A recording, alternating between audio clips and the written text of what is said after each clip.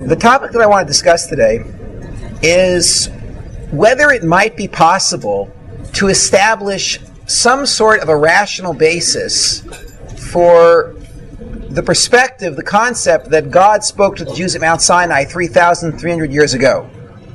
The approach I'm going to take is based on some work that I did as an undergraduate. When I was an undergraduate at UCLA, my degree was in 17th century Christian literature. And my approach to studying these groups, I confess, was one of skepticism. That is, I approached every religion I studied with the assumption that it was not true. And my goal was to find a way to undermine the religions that I was studying. It was not the most objective approach. While I was doing my undergraduate work, I developed an algorithm. See, and this algorithm, I believe, enables you to unravel almost any religion on the planet in about a minute and a half. The way the algorithm works is this. When you approach a religious group and you say to them, why should I join your group? Invariably, they will give you a long list of the benefits that you can gain by joining their group. You can achieve a sense of internal peace, oneness with the universe, a front row seat in the next world, better professional life, better personal life. Each group offers its own list of benefits. Now, if you ask the particular group that you're speaking to, if you ask them, can I derive these benefits from any other religious system? Invariably, they will tell you, no, of course not. Only with us. Which means they possess secret information that nobody else has. So then if you go the next step and you say to them, so let me ask you something, where did you get this information?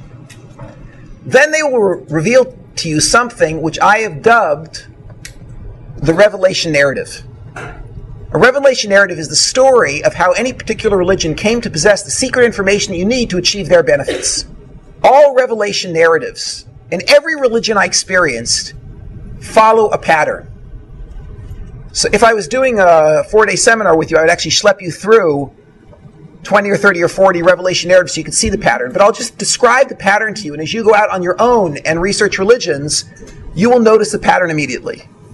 Christianity begins when Paul his name was actually Shaul, he was a Jew, is walking alone on a road on the way to Damascus, and he has this revelation. Jesus appears in front of him, tells him the whole story of his life. At this point, Jesus had been dead for 30 years, according to the Catholic Church. Jesus appears, tells the whole story of his life. Shaul, the Jew, converts on the spot to become a Christian, changes his name to Paul, comes back from this lone walk and tells the world, I've discovered Christianity, and that's the beginning of the religion. One man's lone experience on the road to Damascus. Islam begins when Muhammad dropped to the ground in what looks like an epileptic fit, gets up from the ground, wipes the foam from his mouth, and explains that that was not an epileptic fit. Really, that was a prophecy. And this is what God told me. Not you, of course. You were not privy to this prophecy, but I was told. And this process continued for many years, and during this time, Muhammad dictated the messages that he found in his head after these experiences, and this became the Quran, a collection of surahs, a collection of these records of revelation. Again, one lone man's experience. Buddhism begins when a wealthy Eastern prince, Siddhartha Gautama, settles beneath a Bodhi tree. With his body sitting beneath the Bodhi tree, his soul ascends to the 8th stage of transic insight. He achieves knowledge of all there is to be known and becomes a Buddha, a god of sorts. And out of the kindness of his heart, he came back down into his body so he could spread this technology among mankind.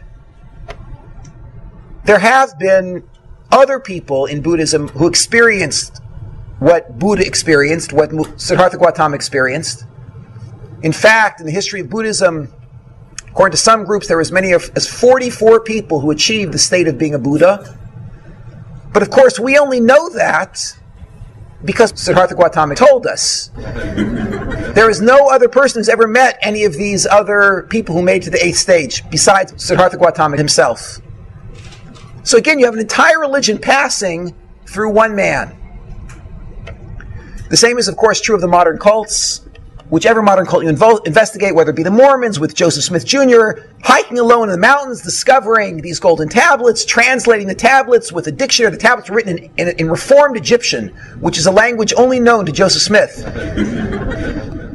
Thank goodness, right next to the tablets, there was actually a dictionary that translated from Reformed Egyptian to modern English, which was very convenient. And when he was done translating the tablets, he then destroyed the tablets and the dictionary and only brought back the Book of Mormon. Because what do you need the tablets for anyways, you know? And that was the launching of the Mormon religion. All the modern cults start the same way. One or two people have a revelation and persuade others to follow. And in all these cases, the credibility of the religion rests on the credibility of its one or two founders. If they're telling the truth, the religion is true. If they're telling a lie, the religion is a lie.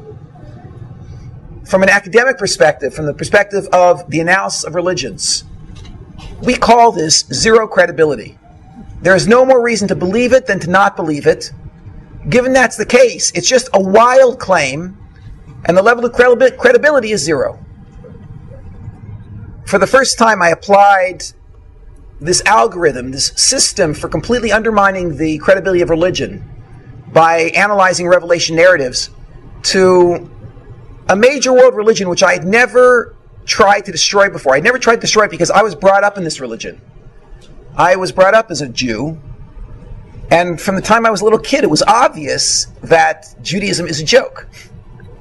So I felt like, from an academic perspective, it was a little bit dishonest to set up this straw man, Judaism, and then knock it down using my algorithm. Nevertheless, when I graduated university, I applied the algorithm to Judaism, and everything just sort of fell apart. And that's what I want to try to describe to you. I bought a copy of the Torah, and I opened up the book and I started to read. And it really reads like any other revelation narrative. It reads like all these other religions. You open up and it says, God spoke to Abraham. Yeah, right! Then God spoke to one man, Isaac. Uh-huh. Then he spoke to Jacob. Yeah, sure. And this is just classic myth. I finished off the first book of the Bible. It was quite interesting. Got to the second book. Interesting stories about the plagues in Egypt. It's a bit difficult for me to understand, but okay, mythologies can be passed along. Then I get to the section of the Torah called Parshas Yisro. And for the first time, I see verses dealing with the Sinai event. And it's clear as you're reading the story, this is the genesis of Judaism. And of course, what the verses there say is that approximately 600,000 adult men who were married to approximately 600,000 adult women, that's 1.2 million people between the ages of 20 and 60, and about 1.8 million seniors and children, a total of about 3 million people, stood at the foot of a mountain called Sinai in the middle of a desert, and all 3 million people, every single man, woman, and child in the Jewish people, heard God speak. Okay, now I realize this has to be a lie. I mean, this can't possibly be true. It's a mythology like all the other mythologies. What struck me as interesting was the level of chutzpah those Jews have, yes, to make such a claim, that they actually believe that, as opposed to all other religions which start with 1 or 2, the Jews, of course, believe that theirs started with 3 million. My only question was, how did they start this lie? And I want to be very specific. What we used to do when we would do analyses of religions was we would come up with very practical, very reasonable, very concrete and detailed scenarios describing exactly how the religion started. Muhammad gets up off the ground and says it really wasn't epilepsy, it was really prophecy. That's very concrete. You can imagine him then telling a group of people that I experienced prophecy and here's what I heard. Joseph Smith Jr. comes back with this book and says there were golden tablets and I destroyed them and here's the book. What I needed to do was, in order to unravel Judaism, I needed to come up with a concrete, reasonable scenario which would describe how the initial lie was told. We know that there was an initial lie told because every copy of the Torah that you find in any Orthodox, conservative, Reform, Reconstructionist, nudist group, like every place on the planet, all of their copies of the Torah read the same. 3 million people heard God speak. So at some point somebody told that lie. Now what I want to know is, what did the scene look like, concrete, when this person or group of people told the lie that 3 million people had heard God speak? After several months of analysis, I came up with the following idea. I believe that the initial lie that launched this mythology called Judaism must have taken one of 3 forms. It either had to be what I call the past lie, the present lie, or the future lie. Okay, now I'll explain exactly what I mean. Let's start with the simplest scenario. The simplest of these is the middle scenario, the present lie. And then from there I'll move to more complex scenarios, the past and the future lie. In the present lie, what happens is a charismatic cult leader or a group of leaders comes to a group of cult followers and he says to them, this is the present lie, "You just now heard God speak, and he said these words." Now I'm going to quote the lines from the Torah. "You heard him say, 'I'm the Lord your God. You should have no other gods before me. Moshe, Moshe, come up to the mountain, I'll give you the rest of the Torah.'" This is what the Torah claims, that every single Jew heard these 3 things. "I'm the Lord your God, you should have no other gods before me. Moshe, Moshe, come up to the top of the mountain, I'll give you the rest of the Torah." Now, how do I pull this off? Whatever, I'm a very charismatic leader, you're crazed slaves, like whatever the scenario is, somehow I persuade you to buy this. You say, "Amen!" and the whole thing is up and running. Okay. That's the present theory. We'll come back and do an analysis of this shortly. Let's move to past theory. Past theory works as follows. In past theory, I come to you and I say to you, "You heard nothing. 0.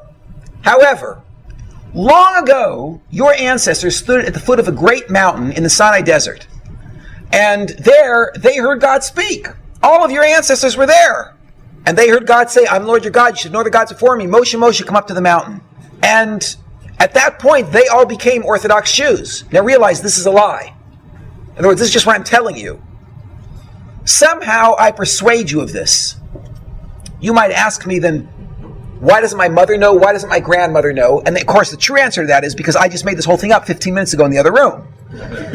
But I claim the reason your mother or grandmother doesn't know was because after the Torah was given and your ancestors accepted it, they all became Orthodox Jews. Then the Torah was carried for a period of 3 or 5 or 10 or 15 generations, and there was a disaster. What happened was, fill in the blank, there was an earthquake, there was a war, massive assimilation, whatever scenario you want to come up with. And the tradition was entirely forgotten from all of your families, which is why don't bother asking your mother about it. She won't know. Don't bother asking your grandparents or your great-parents. They won't know. And now my name is not going to be Moses now. My name is Fred. I've come to give you back your tradition, your heritage, the Torah, which I think the ink is just about dry on, and then I hand it to you. There is present theory. The Sinai event just took place. There's past theory. The Sinai event took place long ago. There's one other possibility, and I'm including this just for the sake of completeness. The other possibility is what I call future theory. In future theory, I come to you and I say, you heard nothing and your ancestors heard nothing. However, someday, your descendants will sit at the foot of a mountain called Sinai. There they will all hear God speak. He will say these words, "I'm the Lord your God, you should have no other gods before me. Moshe, Moshe, come up to the mountain." Moshe will then go to the top of the mountain, he will receive the Torah, and here I'm giving you guys an advanced copy. And then I hand you the book. Now, again, just for the sake of completeness, realize there cannot be another theory. Because since it says in every copy of the Torah on the planet, the 3 million Jews heard God speak at Mount Sinai, at some point somebody must have told that lie. When they told that lie, where did they place the Sinai event? The only possibilities are past, present, and future. Therefore, there cannot be another theory. What I want to do now is a very initial, superficial analysis of these three theories, pointing out what I consider to be light problems, not significant problems, with all three theories.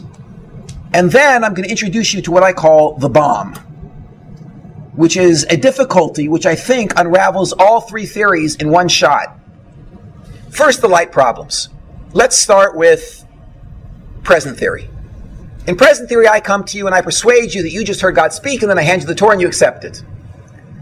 Now, to appreciate why this theory is not accepted on any university campus, that is, there are no modern secular biblical critics who believe in present theory. And the reason is because of a small problem called Applewhite theorem. And I'll try to explain how this problem works. A few years back, there was a gentleman by the name of Marshall Applewhite. Marshall Applewhite was one of the most talented cult leaders in California history. And I mean, if you made it in California, you're doing good as a cult leader, yeah? And he started two small cults. These cults serially exploded because Applewhite suffered from terrible fits of depression. And after he started this first small group, he was very, very successful, was actually making a lot of money, had access to a number of women, which I think was also part of his goal. He slipped into this depression, and the whole thing fell apart. Then he started a second cult. That lasted for a couple of years, and then that fell apart as well. And then Marshall Applewhite pretty much disappeared off the face of the planet until he appeared in Rancho Santa Fe, California. This is down near San Diego, in the La Jolla area. And there he started a new cult. And the way the cult began was this. Marshall Applewhite had a vision, he claimed. He said that we don't have to live these lives of quiet desperation. There's a better life, a better place, and we can get there. We can get to heaven if we can just pass through Heaven's Gate. Marshall Applewhite told this vision over to a few dozen people, and 40 people actually joined his group. Marshall Applewhite then had a second vision. In the second vision, Marshall Applewhite saw that the only way to walk through Heaven's Gate is wearing black Nike tennis shoes. And all 40 members of the Heaven's Gate cult went out and purchased black Nike tennis shoes. Applewhite then had a third vision, 3 out of 4. And in this third vision, he explained that women are going to have a much easier time passing through Heaven's Gate than men. Because there is this one part of human anatomy that gets in the way of Heaven's Gate. So one night after this vision, he invited the entire group to this mansion that they had purchased in Rancho Santa Fe. He handed out bottles of chloroseptic spray. It's a very effective topical anesthetic. And the guys just a couple of spritches. Then they handed out X-Acto blades. And it was over very quickly. Every man who was a member of the Heaven's Gate cult just removed that one small piece of anatomy. And then they all felt much better. The group continued for a few more months. And then Marshall Applewhite had his final vision. I don't know if you'll remember, but a few years back, there was a comet that passed Earth called the Hale-Bopp comet. So the Hale-Bopp comet had a long tail, and at the end of the tail there was a little bobble. And there was a whole discussion among astronomers about what that bobble was. Was it another meteorite? Was it hot gases? What exactly was it? And Applewhite told the group that the bobble at the end of the Hale-Bopp comet is the spaceship that's coming to pick us up. And he had a meeting of the group. 39 out of the 40 members of the cult made it to that meeting that night. There was one member who didn't know what was going to happen, who couldn't make it that night. And Marshall Applewhite declared on video, in fact, they videoed most of the meetings, so we have great records of this group. Marshall Applewhite declared on video that the time had come to ascend into the spaceship, and the only way to ascend into the spaceship was to consume a lethal dose of phenobarbital and then tie a hefty plastic trash bag over your head. So on video, there were 39 members of the Heaven's Gate cult who declared their faith in Marshall Applewhite, consumed a lethal dose of phenobarbital, tied a plastic trash bag around their head, and laid down and died. At which point Marshall Applewhite, who was slipping into depression again at that time, said on the video, "Ha ha, what a joke." Then consumed the phenobarbital himself and laid down and died. The reason that you all, or many of you probably have heard of this group, I'm curious, how many of you have heard of Heaven's Gate? Yes, most, everyone in the room. The reason you've all heard of this is a total fluke. That this whole event happened to have happened 20 minutes from UC San Diego. And UCSD happens to have one of the best research departments on cults on the planet. And they dispatched a team from UCSD to follow the investigators around as they were cleaning up the mess at the Heaven's Gate cult. UCSD ended up doing this whole research project on Marshall Applewhite and his group. And what they discovered was this. Every single member of the Heaven's Gate cult had an undergraduate degree. There were many members of the Heaven's Gate cult who had advanced degrees, master's degrees, PhDs, JDs, MDs. These were highly intelligent people. More, they found that not one member of the Heaven's Gate cult had any record of psychological counseling before joining the cult. So there's one of two possibilities for this. One possibility is that these people are so not well they didn't know to go get counseling. And the other possibility is that they were so well that they were not part of that 50% of the population in America that actually goes at some point to get counseling.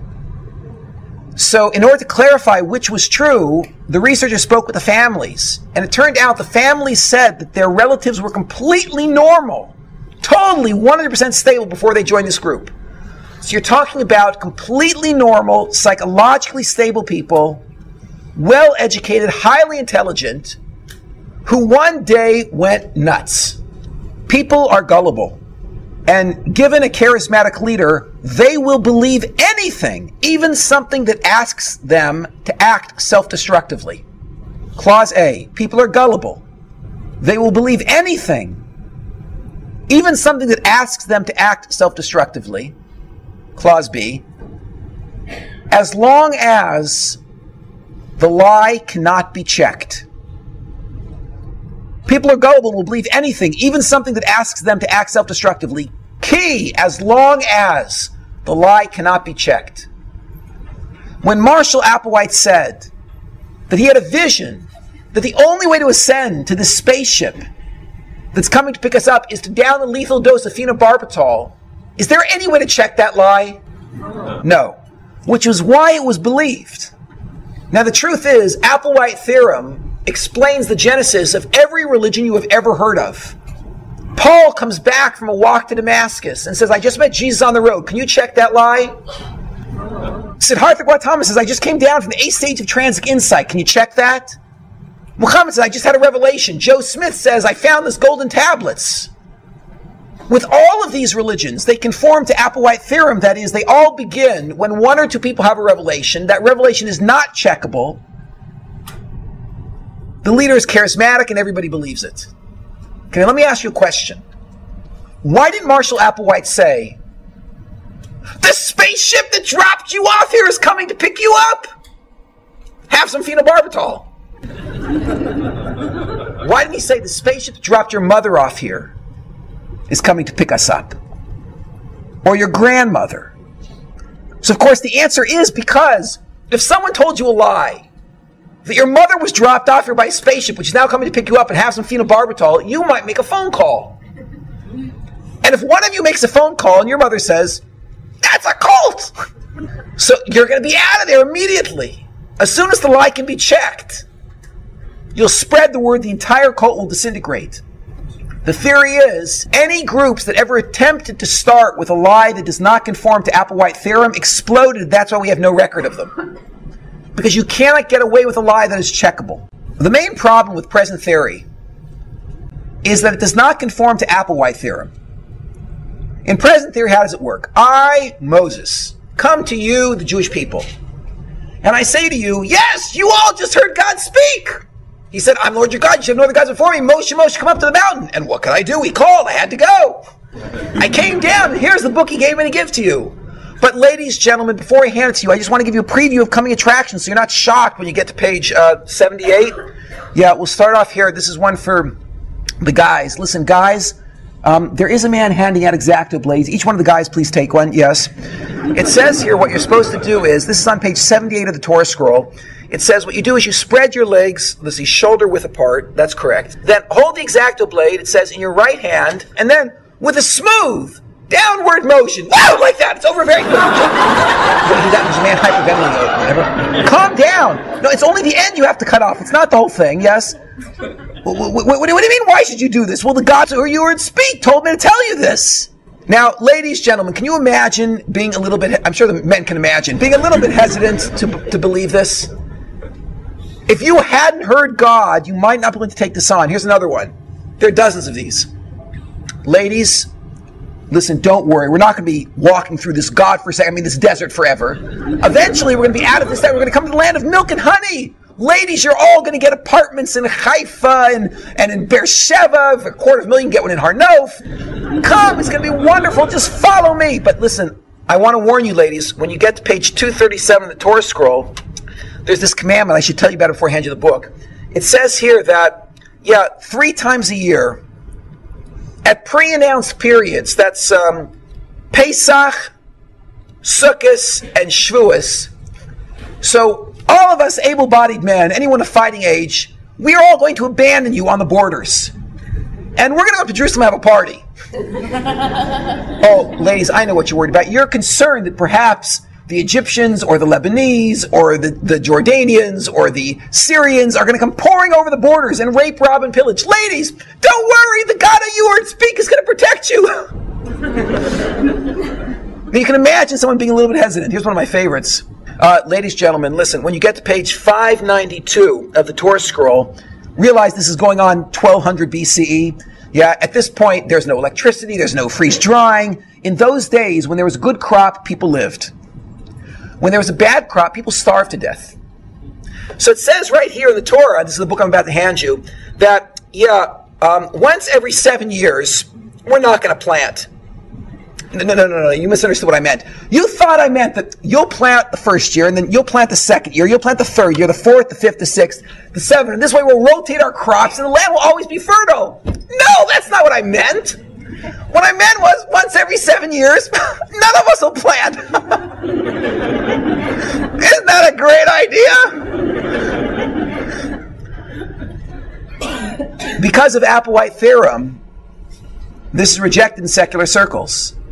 In secular academic circles, this is considered to be a joke. Now, there are people who don't have a background in religions who try in some way to make this whole present theory fly despite the problem of Applewhite theorem.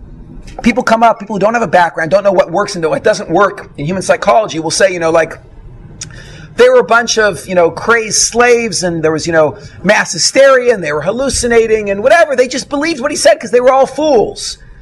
If you're not actually experienced in the world of religion, you come up with all sorts of crazy ideas of what will work. I'll never forget, one of my favorite theories was, he's the only person with a PhD I've ever met who actually believes in present theory, despite the problem of Applewhite theorem. I said to him, how can you possibly believe in present theory, given the problem of Applewhite theorem? He said, I'll tell you how it happened. He said, isn't it true that Abraham went to sacrifice his favorite son, Isaac? So I said, yeah, that's what the book says. So he said to me, Labe, would any normal person go to sacrifice their favorite son? Obviously, Abraham wasn't well. Now, isn't it true that Isaac, at the time of the sacrifice, was an adult? So I said, yeah, according to the book, it comes out he was an adult. And he says, and he cooperated? And I said, yeah, that's the indication from the book. It seems like he cooperated. He said, would any normal person cooperate and stretch out his neck so his father can slice it? Obviously, there was a developmental disability that was passed from Abraham down to Isaac. And it had a genetic component, and it went right into Jacob. Jacob passed it to the tribes. The tribes multiplied in Egypt. There was an entire nation of retarded people. Moses said to them, you heard God speak. And they said, we heard God speak. And that was it. The whole religion was up and running. So I said to him, listen, about you, I believe this. But how do you explain that the highest, per capita frequency of Nobel Prize winners comes from the descendants of the only known retarded nation in history?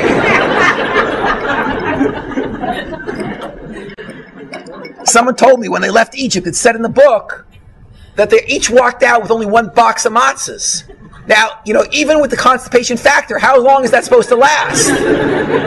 So they were starving. They were walking through the desert. Someone said, hey, there's mushrooms. Let's eat. So, whoa, man, we are Godspeak.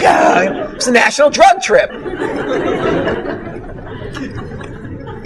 When you speak to lay people, you hear all sorts of interesting ideas. In the academic world, none of these things fly. We know that they can't work.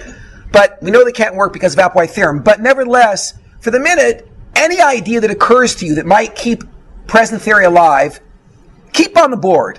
Because when I drop the bomb, that'll go too. One light problem with present theory is Applewhite theorem. Let's deal with future theory. Future theory is very problematic for the following reason.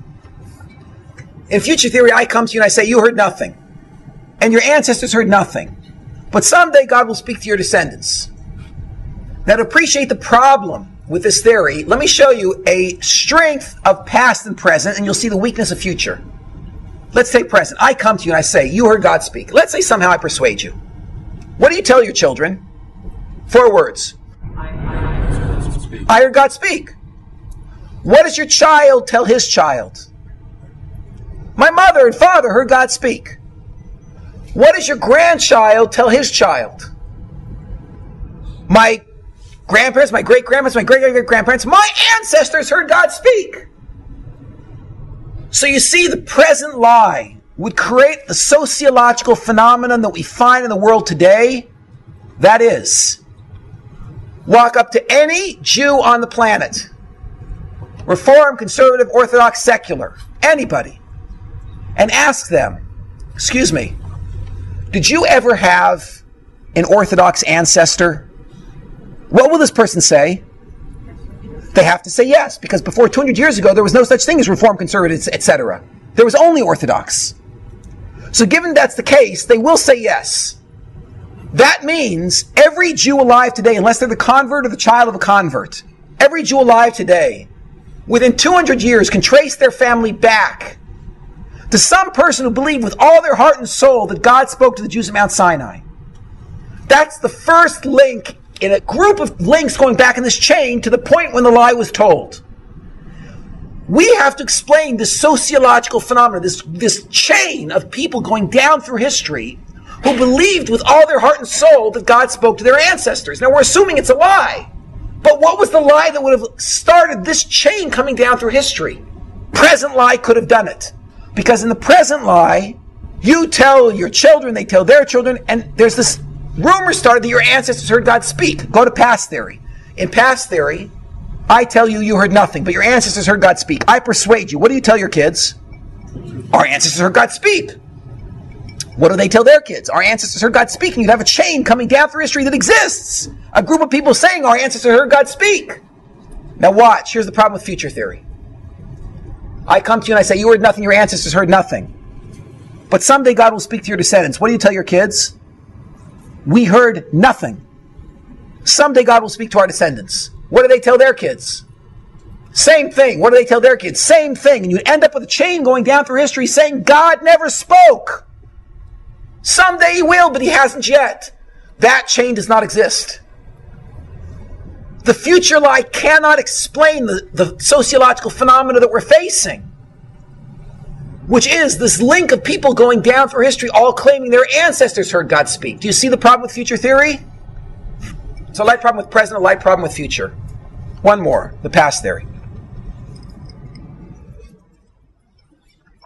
The past theory is where all of the serious academics I've ever met put their eggs. And the reason is this. I come to you and I say, you heard nothing. That's good, because now you won't know that I'm lying. You heard nothing. But long ago your ancestors heard God speak. But don't try to check. Because there was some sort of disaster and the tradition was forgotten from your people. And I, Fred, am now returning it to you. Can you check that lie? No.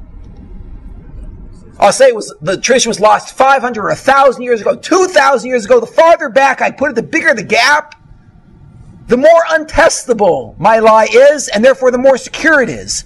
This lie could actually start Judaism, which is why all the academics I've ever met who doubt the Torah's divine origin put their eggs in the past theory basket. A light problem with past theories is as follows. In the synagogue where I grew up, there was, I think it was called the Cohen Chapel. There was the Teitelbaum Social Hall. I remember the Schwartz restroom. Each place they could put a plaque, they put a plaque. And of course, why was this? Because Jews historically have been compulsive about giving credit where credit is due. Not only in financial areas, when people make financial contributions, even more when it comes to theological or literary contributions. If you go up to any non-Jew getting a PhD in Jewish studies at any university on the planet, and you ask him, excuse me, can you tell me, according to the traditional Jewish mythology, the Orthodox mythology, can you tell me the name of the guy who went up on the mountain and brought the Torah down?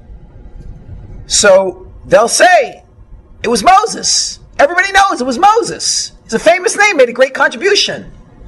Say, okay, tell me something else, Mr. Johnson. Mr. Johnson, please tell me. What's the name of the guy who led the Jews into the land of Israel? Was that Moses? No, that was Joshua. Everybody knows that. Okay, let me ask you, what was the name of the guy who brought the Jews back from Babylonian exile into the land of Israel and started the Second Temple period? Well, that was Ezra. Okay.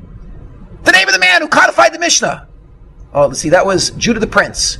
Okay, tell me, what was the name of the guy who put together the Gemara? That was two fellows, Mr. Johnson will say. That was Ravina and Ravashi.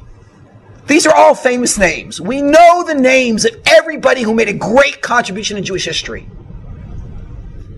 Now think about this for a minute. The single most important person ever in Jewish history, according to past theory, is Moses. For Moses went up on the mountain, received the Torah, and brought it down. He gave it to the Jews. The Jews accepted it. They all became religious. They carried it for several generations. Then there was a disaster, was lost. And for 2,000 years, nobody knew about Torah. Until the second most important person ever in Jewish history arrived on the scene. And his name was Fred! Now, the problem here is, in an otherwise comprehensive Jewish history, there is no record of the greatest crisis ever in Jewish history. That is 2,000 years of the Jews knowing nothing about the Sinai event. And there's no record of the second most important person in Jewish history, Fred! I actually ran a little experiment. This was actually quite entertaining for me. I went to an elderly rabbi in Jerusalem, someone who has a consistent tradition going all the way back to Europe, and I asked him, all this Jewish stuff, how do you know it? How do you know it's true? And he said to me, I heard it from my Rebbe.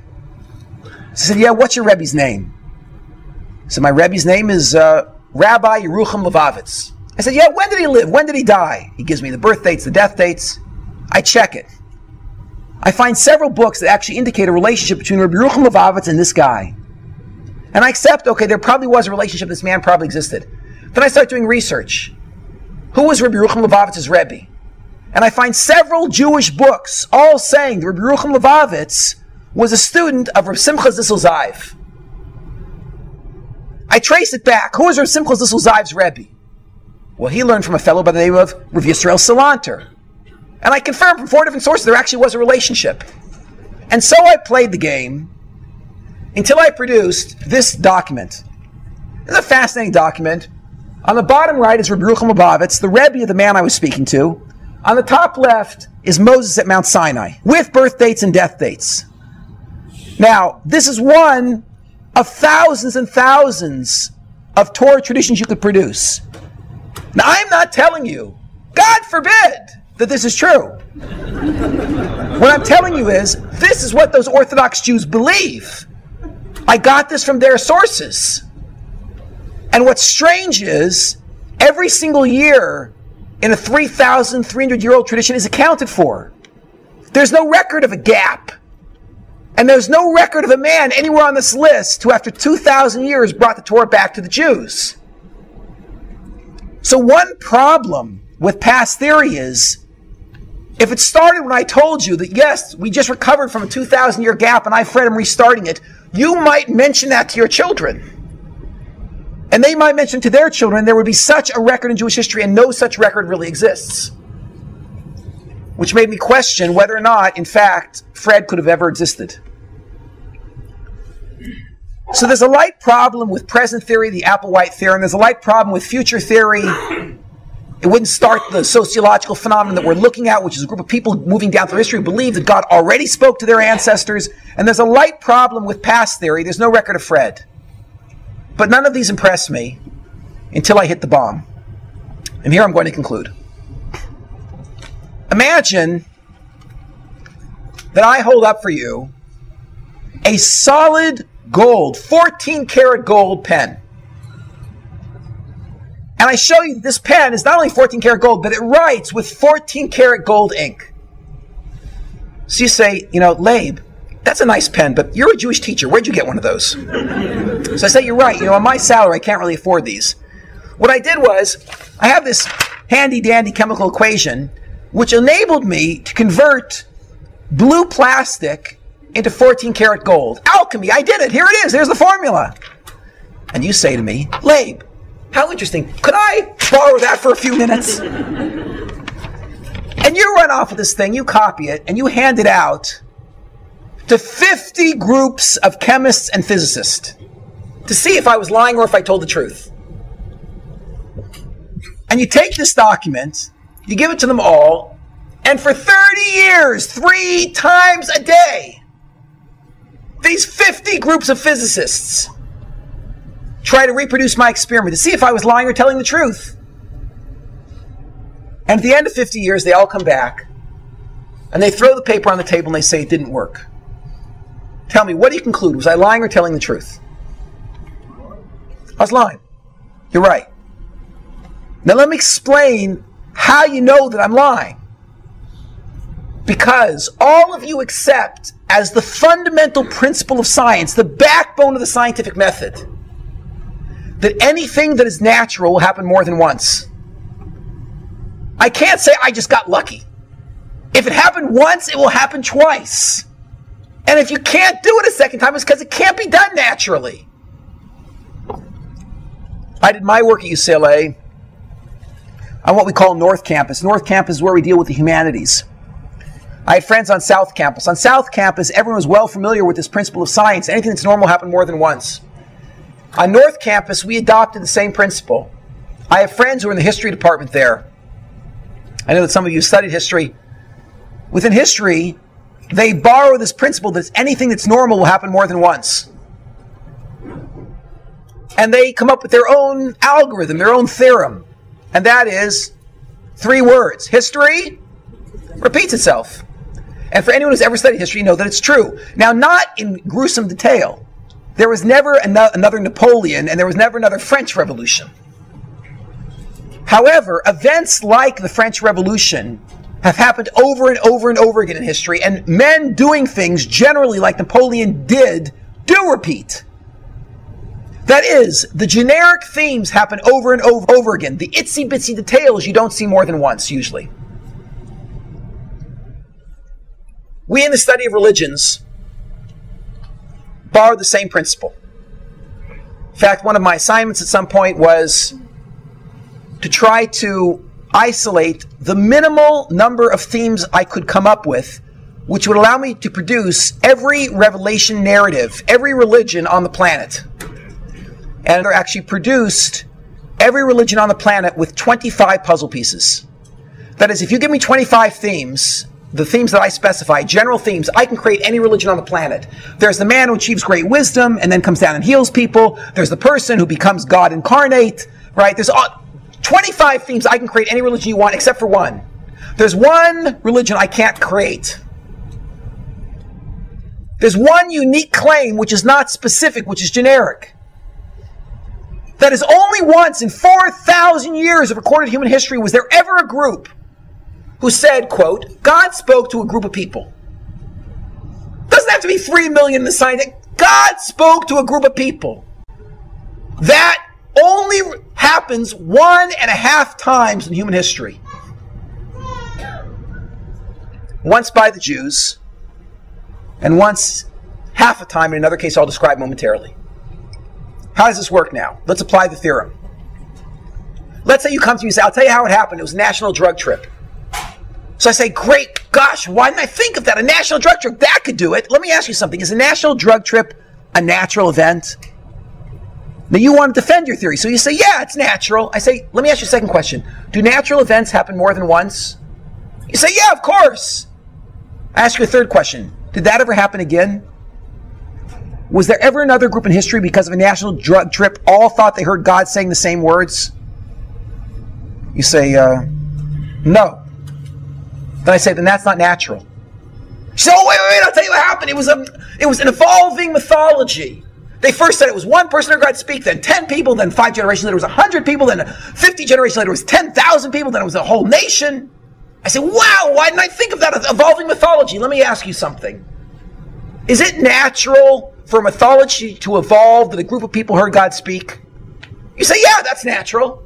I say, oh yeah, let me ask you something. Do natural things happen more than once? You say, yeah. I say, did that ever happen again? No. Then I say, then that's not natural. You say, okay, I'll tell you how it happened. It happened this way. And you come up with any theory you would ever hear ever in your life. Anything you'll ever think of when you leave here, any challenge anyone ever throws at you. And think of Clman saying, can I ask you a question? This theory you just came up with, is that natural? The person says, yeah, that's natural. You say, question number 2, do natural things happen more than once? Sure! Did that ever happen again? No. Well, then it's not natural. And any theory anybody ever comes up with will fall apart as you apply this analysis. Now there's a potential counter-argument which I'll just go over very quickly. Someone could say like this, it's a natural event, but extremely unlikely.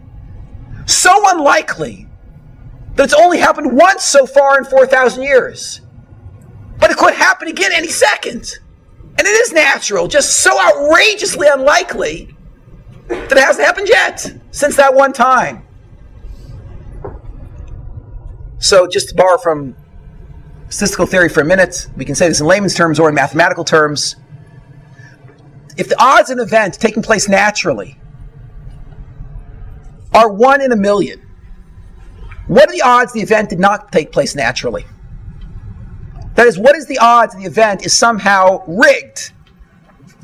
999,999 out of a million.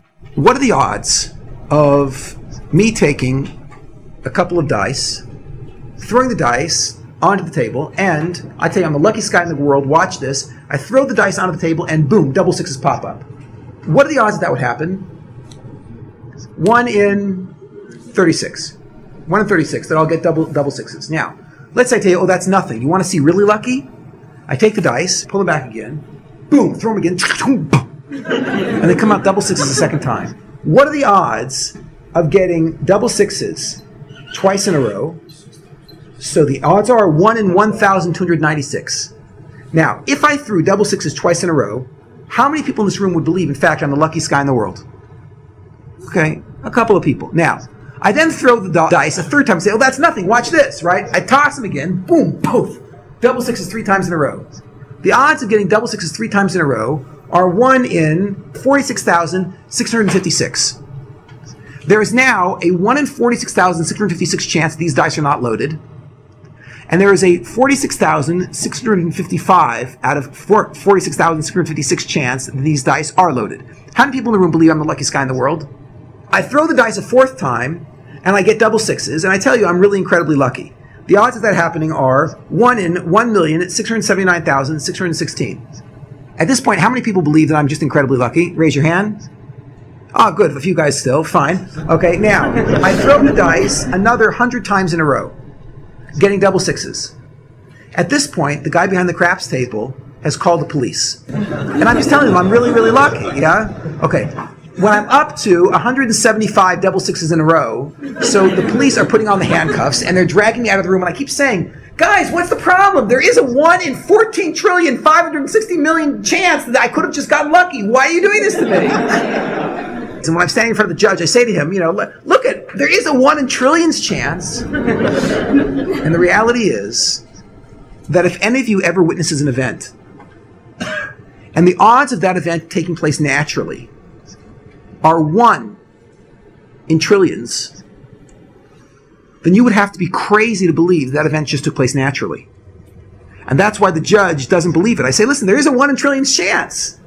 He says, my friend, you're going to see 30 years in prison now. But there's a 1 in trillions chance, but no rational person believes that. The exact same thing is true here.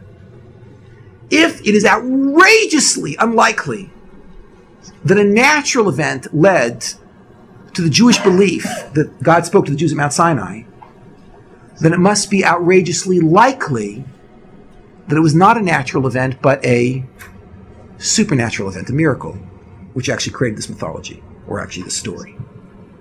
So it would turn out then that if you wanted to argue that in fact it was the 1 in trillions chance, and that's how Judaism started, you could do it. But you'd have to say it like this. Since you're betting on the 1 in trillions instead of the trillions and trillions, you're betting on the 0.0000001 instead of the 99.99999%. There's a 0.00001% chance that it was natural, and 99.9999999% it was a miracle. So if you want to say it was a natural event, you have to say it like this. You have to use this language. You have to say, I believe it was a natural event. Because it is a wild leap of religious faith to put all your eggs in the 0.00001% chance. And anybody today who remains calm and rational will say, I'm putting my eggs into the 99.99999% chance. In fact, natural events happen more than once, and if this event never repeated itself, it's because it's not a natural event. I've given this lecture all over the world in the last 15 years, mainly at universities, most often to academics. I've never heard a counter-argument, although I would love to hear one. In a lecture now it's going back about 7 years ago, I mentioned in the lecture that I felt there were holes in my qualifications to give this lecture because although I've traveled in many countries, I've never had the opportunity to visit India, and the oldest pagan group on the planet happens to be in India. I believe that the oldest religion, continuous religion on the planet today, is a Hindu group in India. I'll tell you the name, but don't jump to conclusions. It's not the group you're thinking of. They're called the Hare Krishnas. And it's not the Hare Krishnas that you know of. The Hare Krishnas here in America are fakers. They're monotheists. They messed up the whole system.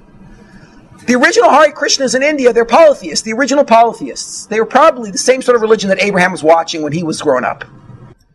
Once after a lecture, a fellow came up to me in Jerusalem, and he said to me, did you know that Hare Krishnas opened an outreach center in Tel Aviv?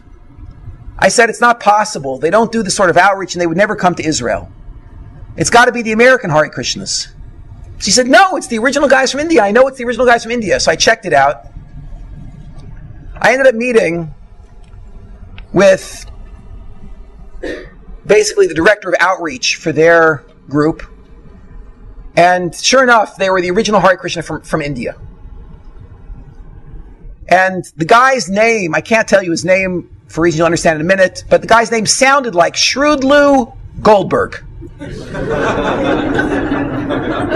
So, no, he was not a Baal Tshuva of sorts, yes? He was actually a from birth Hare Krishna. His parents grew up in New York. Like any intelligent person looking for spirituality in New York, they went to India. They there discovered Hare Krishna, and they became Hare Krishnas, and there they gave birth to Shroodlu, who grew up a from birth Hare Krishna. When they needed to send a team to do outreach in Israel, they picked Shroodlu Goldberg to be the man. So he came, and I'm sitting with him, I said, Shroodlu, let's cut to the chase. I just want to know, what's your revelation narrative? Shroodlu says to me, oh no, Mr. Kellerman, that's not how we do things. Okay, so I had to adjust a little bit. I said, okay, Shroodlu, how do we do things? Shroodlu says to me, here we share. He says, Mr. Kellerman, first you tell me your revelation narrative. It's like, this is unbelievable. Shrewdlou Goldberg wants to hear the Jewish revelation narrative. I just like loaded my rifle and fired with both barrels, you know. The poor guy, for an hour, I told him the entire lecture that I've told you. Didn't mean to come to, drag some Jew back to his heritage, but like, what can I do? God brought me here, you know. The man is calmly listening to me. He doesn't seem, moved at all by anything that I'm saying. At the end of an hour, I said, so don't you see, Shrewdlou, Judaism is true. Your religion is true. So Shrewdlou looks at me and says, Mr. Kellerman, while it might be true that your religion is true, our religion, Hare Krishna, is also true. I exploded. I said, Shrewdlou, you can't know that yours is true. Ours you can know. Shrewdlou says, no.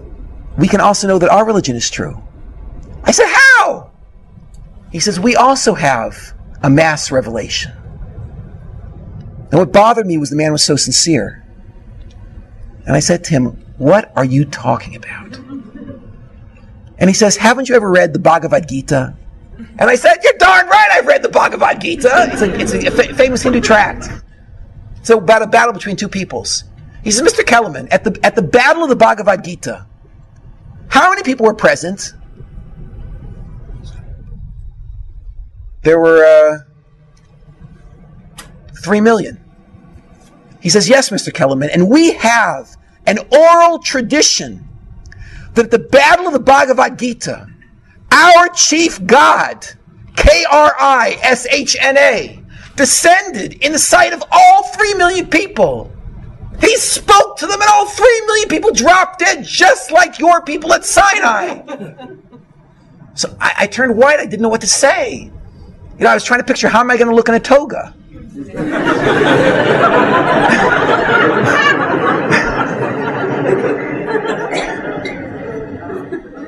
And I told him the whole thing about God spoke to us, we dropped dead, we got back up again, the angels revived us, he spoke to us again, we dropped dead, we said, please, Moshe, you get the Torah.